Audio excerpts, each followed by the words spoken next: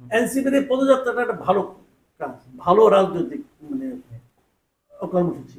আমি এটাকে সাপোর্ট করি। প্রত্যেকটা রাজনৈতিক দলের উচিত এই ধরনের জনগণের সঙ্গে যাওয়া, জনগণের কাছে যাওয়া। এই জিনিসটা এনসিপি বুঝতে পারছে, এনসিপি যাচ্ছে। আর কেউ যাচ্ছে না বাংলাদেশে, বিএনপিও যাচ্ছে না, জাতীয় আমি জামাতকেও দেখছি না খুব একটা। জামাত তার মতো কেউ দলীয় রাজনীতি করে, কিন্তু এই যে পদযাত্রাটা, এটা অত্যন্ত গুরুত্বপূর্ণ এবং অত্যন্ত কার্যকর একটা রাজনৈতিক কর্মসূচি। এনসিপিটা করছে, এনসিপির এই কাজে আমি এনসিপির উপর হ্যাপি। কিন্তু গোপালগঞ্জে তারা যায় নিয়ে একটা মানে আমি মনে করি এটা তারা তাদের উস্কানি ছিল, হয়তো সরকারের কারণে উস্কানিটা দিয়েছে, উস্কানি ছিল।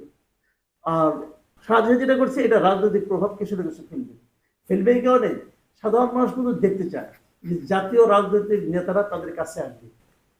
ওই টেলিভিশনে বসে কথা বলা আর ওই সংস্কারের নামে সংস্কার ঐক্যমত্য কমিশনের সঙ্গে বসে চা বিস্কুট খাওয়া, পাবলিক ওগুলো দেখে কোনো হ্যাপি না।